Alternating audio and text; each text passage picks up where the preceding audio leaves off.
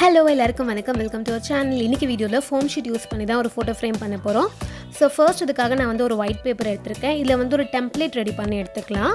இதில் நம்மளுடைய ஃபோட்டோட சைஸ் எவ்வளவோ அதை ஃபஸ்ட்டு ட்ரா பண்ணிக்கலாம். இப்போ என்னோடய ஃபோட்டோடைய அளவு 10x10 சென்டிமீட்டர் இருக்குது அப்படின்னா நான் அந்த அளவுக்கு இதை ட்ரா பண்ணிக்கிறேன். இது மாதிரி உங்களுடைய ஃபோட்டோ சைஸ் எந்த அளவுனாலும் அதை ஃபஸ்ட்டு இந்த மாதிரி ட்ரா பண்ணிக்கோங்க.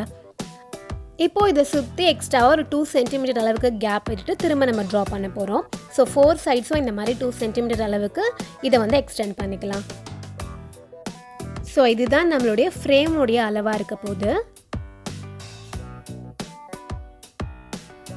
ட்ரா பண்ணிட்டு க்ளோஸ்அப்பில் காமிக்கிறேன், அப்போ இன்னும் கிளியராக தெரியும்.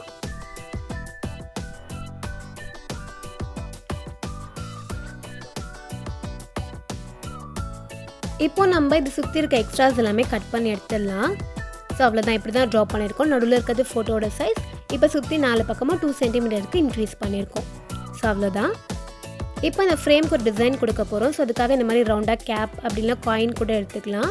இதை வச்சு இந்த மாதிரி நம்ம ட்ரா பண்ண போகிறோம். கர்வாக ட்ரா பண்ணிகிட்டே வர போகிறோம். இது அப்படியே கூட ட்ரா பண்ணலாம். நம்மளுக்கு ஆனால் கரெக்டாக வரணும் அப்படின்னா இந்த மாதிரி காயினோ இல்லை கேப்போ யூஸ் பண்ணால் நம்மளுக்கு 4 சைடும் ஒரே மாதிரி கரெக்டாக வரும். ஸோ இதே மாதிரி இந்த 2 சென்டிமீட்டர் அளவுக்கு கேப் விட்டோம் இல்லையா, ஸோ அந்த இடத்துல மட்டும் இந்த மாதிரி வச்சு ட்ரா பண்ணிக்கலாம்.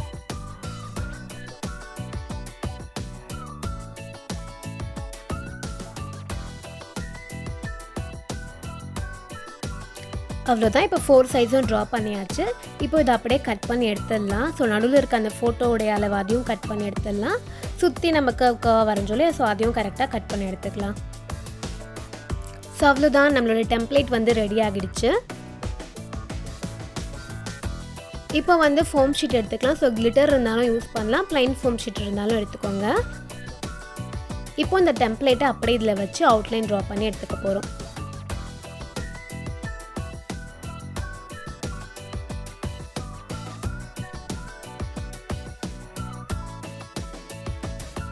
ஸோ இந்த மாதிரி ஃபுல்லாக அவுட்லைன் ட்ரா பண்ணி எடுத்துக்கலாம். அவ்வளோதான். இப்போ இதை அப்படியே நம்ம கட் பண்ணி எடுத்துடலாம்.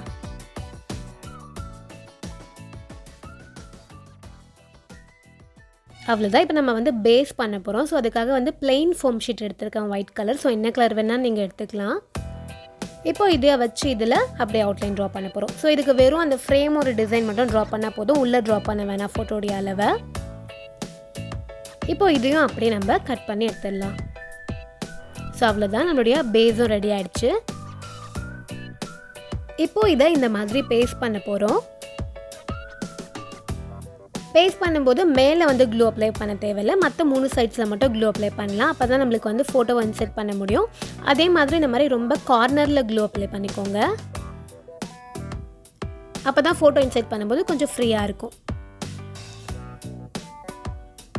அவ்வளோதான், இந்த மாதிரி ஸ்டிக் பண்ணிடலாம்.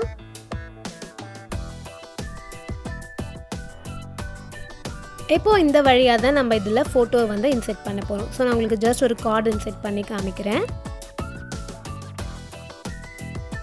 ஸோ அவ்வளோதான், நம்மளுடைய ஃபோட்டோ ஃப்ரேம் ரெடி ஆகிடுச்சு. இப்போ இதே மாதிரி இன்னொன்று பண்ணி வச்சுக்கலாம். ஸோ இது நான் ப்ரௌன் கலரில் பண்ணியிருக்கேன், ப்ரௌன் கலர் கிளிட்டரில். ஸோ பேக் சைடுக்கு என்ன கலர் வேணால் யூஸ் பண்ணிக்கலாம், தெரிய போகிறது இல்லை அவ்வளோவா. இப்போது இதில் எடுத்து ஜாயின் பண்ணுறதுக்காக சாட்டின் ரிப்பன் இந்த மாதிரி குட்டி குட்டி பீசஸாக கட் பண்ணி எடுத்துக்கலாம்.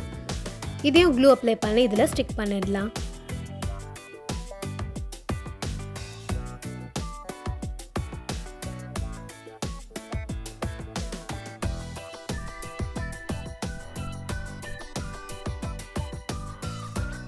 இது இன்னும் ஸ்ட்ராங்காக இருக்கணும் இல்லையா, ஸோ அதுக்காக ஒரு ஒயிட் பேப்பரில் க்ளூ அப்ளை பண்ணி அது இந்த மாதிரி மேலே பேஸ்ட் பண்ணிடலாம்.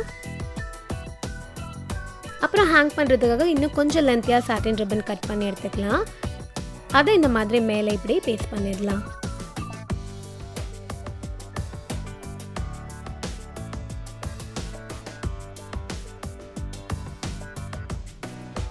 அப்புறம் இதுக்கு மேலேயும் ஒயிட் பேப்பர் பேஸ்ட் பண்ணிக்கலாம்.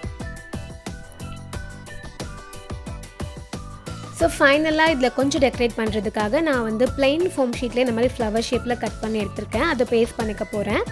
நீங்கள் வேறு மாதிரி டெக்கரேட் பண்ணுறதா இருந்தாலும் டெக்கரேட் பண்ணிக்கலாம். ஸோ கிளிட்டர் ஷீட்டில் பண்ணது அப்படிங்கிறதுனால டெக்கரேஷன்ஸ் அந்த அளவுக்கு தேவைப்படல. பிளெயின் ஃபோம் ஷீட்டில் பண்ணுறீங்கன்னா அதை இன்னும் கொஞ்சம் டெக்கரேட் பண்ணிக்கோங்க, பார்க்கறதுக்கு ரொம்பவே நல்லாயிருக்கும். இப்போ இதை அப்படியே வாலில் ஹேங் பண்ணிட வேண்டியது தான். ஸோ நான் வந்து 2 ஃபோட்டோ இருக்கிற மாதிரி பண்ணியிருக்கேன். நீங்கள் வந்து 3 ஃபோட்டோ இன்செர்ட் பண்ணுற மாதிரி கூட பண்ணிக்கலாம், இல்லை ஒரே ஒரு ஃபோட்டோ அப்படின்னா கூட அதுக்கேற்ற மாதிரி பண்ணிக்கலாம்.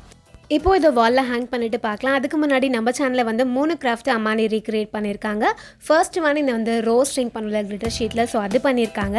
அதுக்கப்புறமா கார்ட்போர்டில் பண்ண இந்த எக்ஸ்போ கேம், ஸோ அதுவும் பண்ணியிருக்காங்க. எல்லாமே ரொம்ப நீட்டாக ரொம்ப பர்ஃபெக்டாக பண்ணியிருந்தாங்க, பார்க்கவே அவ்வளோ அழகாக இருந்தது. அதுக்கப்புறமா இந்த ஐஸ்கிரீம் ஸ்டிக், அதுக்கப்புறம் ஃபோம் ஷீட்டில் பண்ண கிராஃப்ட்டும் பண்ணியிருந்தாங்க. Thank you so much Ammani send பண்ணதுக்கு. ஸோ இந்த வால் ஹேங்கிங் ஃபோட்டோ ஃப்ரேம் வந்து ரொம்பவே ஈஸியாக இருக்கும். ஸோ கண்டிப்பாக ட்ரை பண்ணி பாருங்கள். நம்ம ஆல்ரெடி வந்து கார்ட்போர்ட் கிளிட்டர் ஷீட் வச்சு ஒரு ஃபோட்டோ ஃப்ரேம் பண்ணியிருப்போம். ஸோ அது கொஞ்சம் டைம் எடுக்கும், பட் இந்த ஃபோட்டோ ஃப்ரேம் பண்ணுறது ரொம்பவே ஈஸி. ஸோ ஃபோம் ஷீட் இருந்தது அப்படின்னா கண்டிப்பாக ட்ரை பண்ணி பாருங்கள். இந்த வீடியோ உங்களுக்கு பிடிச்சிருக்கும் நான் நம்புகிறேன். இன்னொரு சூப்பரான வீடியோவில் மீட் பண்ணலாம். பாய்.